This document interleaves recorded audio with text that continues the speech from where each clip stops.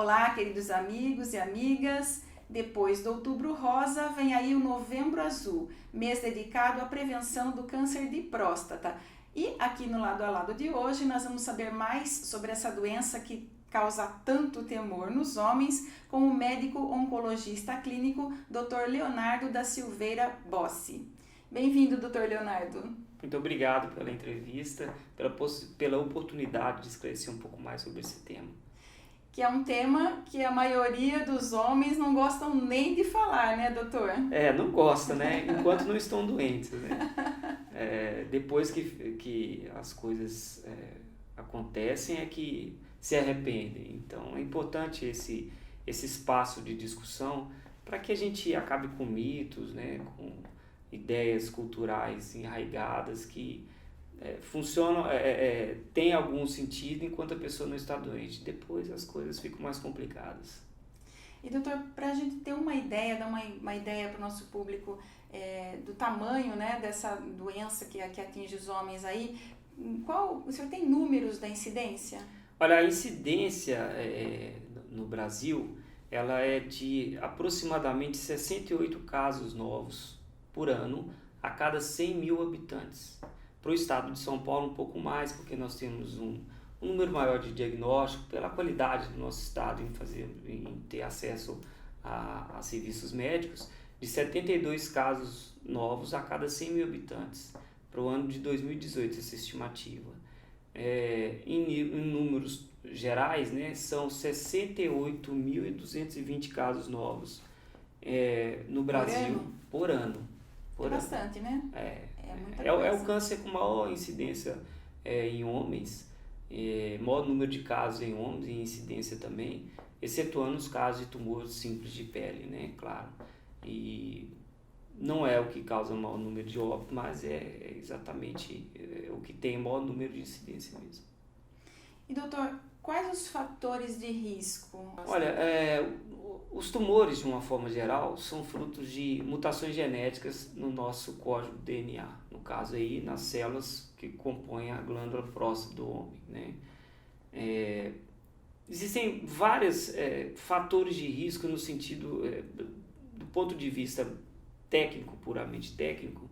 Você não tem um fator de risco com relação direta, por exemplo, como nós temos no câncer de pulmão, que você tem uma relação direta do cigarro. Para o tumor de próstata, você não tem claramente na literatura médica um fator causal direto que seja, que você possa imputar como causador do tumor de próstata. Você tem comportamentos de risco, né? Então, a falta de atividade física, obesidade,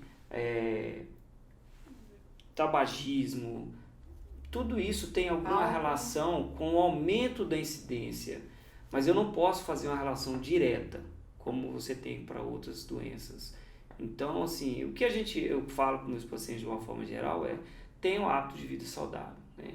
A questão genética, você tem um aumento de incidência quando você tem parentes de primeiro grau. Como no caso do câncer de mama na mulher, não é? Sim, mas você não tem uma mutação clara como um fator hereditário identificável. Tá? Para o tumor de mama você tem isso. Para o tumor de próstata não. Você tem um aumento de incidência em parentes de primeiro grau de homens que tiveram câncer de próstata. Não quer dizer que vão ter, né? E nem que você tem como identificar qual o fator genético que está mutado para levar o paciente a ter esse tumor de próstata. O tumor de mama você tem. E doutor, o senhor já falou aí que levar uma vida saudável é uma forma de se prevenir, né? Como o senhor estava falando. Existem alguns outros fatores que ajudam aí na prevenção do câncer de próstata? Não, a prevenção, eu gosto muito de enfatizar isso, às vezes, quando eu falo de prevenção. As pessoas confundem a ideia de que se eles fizerem prevenção, né, eles não vão ter doença. Isso é errado. Isso muitas vezes nas campanhas as pessoas têm ideia, mas eu fiz tudo direitinho, eu ia no médico, fazia o exame direitinho, fazia o PSA, fazia o toque retal, e mesmo assim eu tive tumor, como se fosse possível ter sido evitado a ocorrência do tumor. Na verdade, a prevenção é para você descobrir o mais cedo possível, que você aumenta substancialmente a possibilidade de você curar ou você ser invasivo com relação à terapia nos pacientes, né? Então, Com relação à prevenção, é seguir os guidelines, as diretrizes que a gente tem. Nós temos diretrizes do INCA no Brasil e temos diretrizes internacionais. Essas diretrizes elas podem mudar de acordo com o histórico familiar, com a condição do paciente e tudo isso. Hoje seria ideal o quê? Consulta de rotina no consulta anual com o urologista ou com o oncologista clínico, né? A gente usa o PSA como um direcionador de para qual paciente você vai ser um pouco mais invasivo. Que é um exame simples de sangue, né? E o toque retal, né? Porque o problema do tumor de próstata é que ele, nas fases iniciais, dependendo da localização que ele está na próstata, a produção de PSA ainda é baixa. E os tumores mais agressivos, eles têm uma produção menor de PSA, então você não pode confiar sempre 100% no PSA. A indicação do toque retal tem que ser feita na avaliação clínica, na consulta mesmo. E ainda, acho que o maior preconceito é com o exame de toque retal, né, sim, doutor? Sem dúvida. Culturalmente, né, o homem latino, ele é muito machista, né? Não machista no sentido puramente negativo, não é isso que eu estou querendo dizer, mas no sentido de achar que é muita invasividade no corpo do homem o toque retal. Realmente de alguma forma, né? Mas evita uma situação de vida muito mais grave, muito mais traumática do que você aceitar esse exame como uma coisa que pode salvar a sua vida, né? Então, tem isso mesmo, mas a gente tem que lutar contra isso, né? É uma questão muito boba. Isso não vai fazer o homem ser menos homem, claro, né? E o senhor estava falando aí da importância do diagnóstico cedo, né? De se diagnosticar o câncer de próstata o quanto antes. Qual a idade para começar a fazer esses exames aí, para fazer essa averiguação? Olha, de uma forma geral, aos 45 anos a gente indica que o homem já começa. Existem diretrizes diferentes, o INCA tem uma idade um pouquinho maior, tem países que usam uma idade um pouco menor, mas em torno entre 40 e 45 anos é bom já começar a fazer as consultas com o urologista, com o oncologista, para avaliar a necessidade de fazer exames mais complementares, mais elaborados e até mesmo toque retal. Mas essas diretrizes elas podem mudar um pouco de acordo, por exemplo, com o fato da pessoa ter um parente de primeiro grau, a raça negra tem uma incidência um pouco maior de tumor de próstata, então isso pode mudar um pouco. O ideal é ir nas consultas e conversar com o médico e avaliar a sua situação particular, se precisa começar um pouco mais cedo, pode esperar um pouco mais. E doutor, se o homem nunca fez nenhum exame, né? Foi refratário aí ao urologista a fazer qualquer tipo de exame, quais sintomas podem apontar para ele que ele está com algum problema na próstata? Na fase inicial, nenhum praticamente.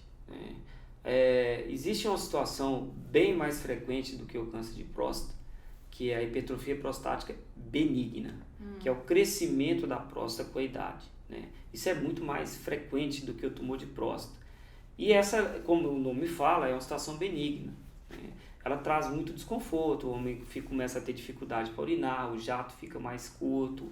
Então, as pessoas pensam que essa situação estaria mais relacionada com o tumor de próstata. Não é verdade. Quando o homem chega a ter oclusão ou dificuldade de urinar pela ocorrência do tumor de próstata, geralmente é uma doença muito grande. Provavelmente já não vai ser uma doença curável mais. Então, as triagens, os métodos de triagem, de uma forma geral, para qualquer patologia, sejam elas oncológicas ou não, a ideia é identificar a doença antes de você ter sintomas. Quando você tem um sintoma, eu falo assim, você não está fazendo mais triagem, você já está fazendo uma investigação diagnóstica, você já está me trazendo um sintoma. O tumor de próstata em fase inicial, que são as fases em que você consegue efetivamente curar ou trazer, no mínimo, uma sobrevida muito longa para o paciente sem nenhum sintoma da doença, você só consegue fazer esse diagnóstico em fases iniciais com exames. Você não vai conseguir identificar essa situação com sintomas. Sintomas em tumor de próstata geralmente são sinais de uma doença mais avançada. E via de regra você faz o diagnóstico já do paciente com a metástase, que é quando a doença espalha.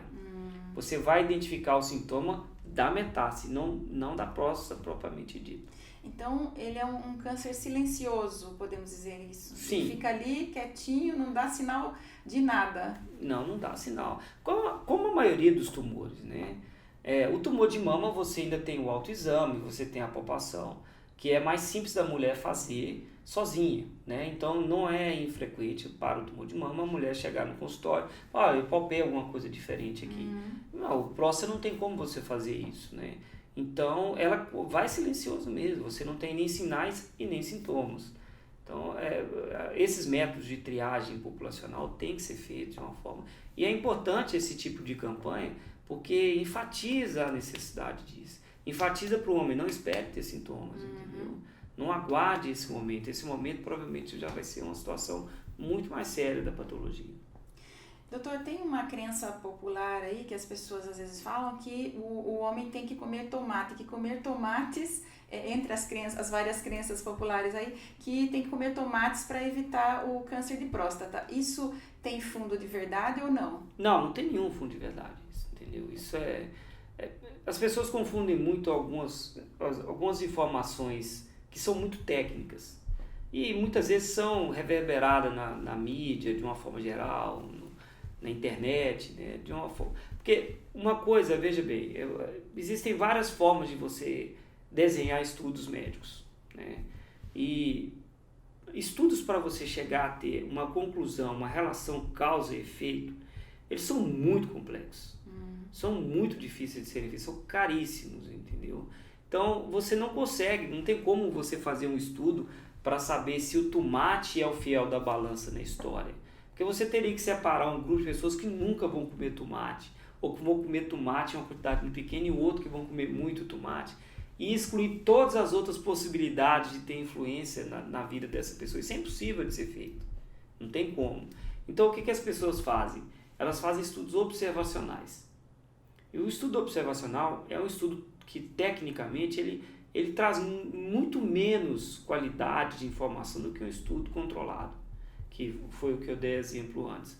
Então, a pessoa observa um dado, existem vários viés que você pode ter numa avaliação dessa, e publica aquilo como se fosse uma relação causa-efeito, um fato consumado. E não é, a pessoa pode chegar e falar, olha, eu vi aqui nesse grupo aqui, esse pessoal come muito tomate, mas o que é muito tomate? É comer um por dia, um por semana, entendeu? Então, pode comer tomate, mas não na expectativa de não ter um câncer de próstata. O que acontece muitas vezes, né? A pessoa fala, o fulano come muito tomate, mas ele come muito alface também, entendeu? Ele come muito jiló, entendeu? Não é essa outra coisa. Então, via de regra, os hábitos de vida saudáveis, eles trazem uma qualidade de vida melhor e você tem, por estudos observacionais, uma incidência menor da ocorrência de vários tipos de tumores, entre eles o tumor de próstata. E doutor, vamos falar então de tratamento, né? Então, o homem fez a sua lição de casa, foi ao médico, fez todos os exames e foi constatado o câncer de próstata. Quais são os tratamentos possíveis? Em fases iniciais, né, você tem a cirurgia e você tem a radioterapia, que às vezes está associada ao bloqueio hormonal ou não. Esses métodos eles evoluem muito com o tempo. Então hoje, por exemplo, a cirurgia, você tem a cirurgia laparoscópica, você tem a cirurgia robótica, né, que é muito mais cara, mas tem a possibilidade de você ter sequelas da cirurgia menor. A radioterapia também evolui muito com o tempo, com máquinas novas e tudo. Para cada situação você tem indicação, né? O ideal é você discutir com todos os profissionais que estão envolvidos nessa história. Então eu sempre comento com o paciente, converse com o seu cirurgião, converse com o oncologista. E na situação em que for aberta a possibilidade de radioterapia, converse com o radioterapeuta. A decisão tem que ser sempre do paciente, né? Mas existem várias técnicas de tratamento para a doença inicial. A questão do bloqueio hormonal, que em muitas situações está associada à radioterapia. Tem a questão de problemas de ereção que o homem tem durante o período. De uma forma geral, em sequelas, tanto a radioterapia quanto a cirurgia podem ter como sequela a incontinência urinária e a disfunção de ereção. Isso varia muito com a qualidade dos aparelhos de radioterapia que você vai usar, com a experiência técnica do cirurgião que faz o procedimento, qual técnica cirúrgica que vai ser usada, a extensão real da doença ali durante o tratamento, quando o profissional vai fazer o tratamento. Mas tem que ser discutido, isso tem que ser exposto para o paciente o máximo possível. A decisão é sempre do paciente, né? Tem a questão de relação médico-paciente, o paciente, olha, gostei da explicação desse profissional, confio mais no que ele falou e tudo mais. Para fases mais avançadas da doença, especialmente situações em que você tem metástases, né? Geralmente você começa a terapia com terapias do ponto de vista da oncologia clínica, com bloqueios hormonais, de uma forma geral. A quimioterapia para a doença de próstata você utiliza em fases muito avançadas ou em situações em que você está iniciando a terapia, mas o risco do paciente é muito grande de ter uma complicação com o tratamento, às vezes com acometimento de órgãos vitais, fígado, pulmão, muitos sintomas, um risco muito elevado de ter uma fratura grave. Então, às vezes, você já começa com quimioterapia. Também é outra situação que você tem que discutir com o oncologista clínico. Mas aí eu estou falando já de fases mais avançadas da doença. E doutor, feita as sessões de radioterapia ou a cirurgia, como é que vai ser esse acompanhamento ao longo da vida? O paciente geralmente faz um acompanhamento em períodos pré-determinados. Eu gosto de acompanhar meus pacientes de 3 em 3 meses, pelo menos, né? Quando eles estão ou não estão em tratamento, eu faço esse acompanhamento. Tem urologistas que acompanham também esses pacientes, tem urologistas que preferem encaminhar para um oncologista e deixar a cargo do oncologista clínico. Mas eu sempre falo, o ideal é você ter o máximo de olhos em cima de você possível, né? Vigilância, a vigilância tem que vida. ter o resto da vida. Tem sim. Mesmo fase inicial de doenças de próstata, podem ter o retorno da doença em muitos anos depois, que a gente chama o termo técnico é recidiva, né? O pessoal fala, minha doença voltou. Eu sempre comento, a doença não volta, ela nunca foi, na verdade, né? Ela demorou para se manifestar de novo. Tem casos em que demora 10, 15 anos e a doença se reapresenta para o paciente, né? Então eu falo, acompanhe, não perca o seu segmento clínico. Tem um histórico oncológico de tumor de próstata, faça a terapia inicial que foi indicada, mas não perca o acompanhamento clínico. Doutor, o senhor é mestre, né, pela uma faculdade, uma universidade na Alemanha, né? A Universidade Ulm, na Alemanha, no sul da Alemanha. E aqui na nossa região o senhor atende onde? Eu atendo na clínica Neoonco, né? Temos uma unidade aqui em Salto e outra unidade em Itu. É uma clínica ampla, tem vários profissionais, várias especialidades. Temos o suporte aos pacientes já com psicólogos, nutricionistas, dentistas, assistente social, farmacêutico, enfermeiro. E é uma clínica que tem uma assistência muito, muito ampla para os pacientes. Então, antes de encerrar aqui a nossa entrevista, eu queria agradecer a sua presença por todas essas informações tão importantes que o senhor nos trouxe, né? Aqui sobre o Novembro Azul, sobre essa necessidade do homem estar atento ao seu próprio corpo e fazer os exames necessários, não é?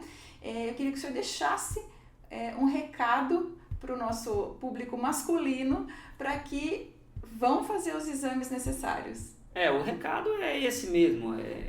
A ideia da campanha é disseminar o conceito de que o diagnóstico precoce é o que vai trazer a maior possibilidade de cura e mesmo que aqueles pacientes que tenham uma volta da doença tardiamente, eles não vão provavelmente morrer dessa doença, vão ter um controle clínico, mas é preciso, quanto mais cedo, fazer o diagnóstico. Então, acabar com esse conceito cultural de que é muito invasivo, não é coisa de homem, é coisa de homem sim. Fazer o toque retal, fazer o acompanhamento é coisa de homem e é importante para a vida desse paciente e pense também para a família, né? Para a família também. Muito obrigada, viu, doutor? Muito obrigado, eu que agradeço. E obrigada a você que nos acompanha pela ITV, canal 24 da NET ou pelo YouTube. Você sabe, a sua companhia é sempre muito importante para mim. A gente se vê sexta que vem. Beijo no seu coração.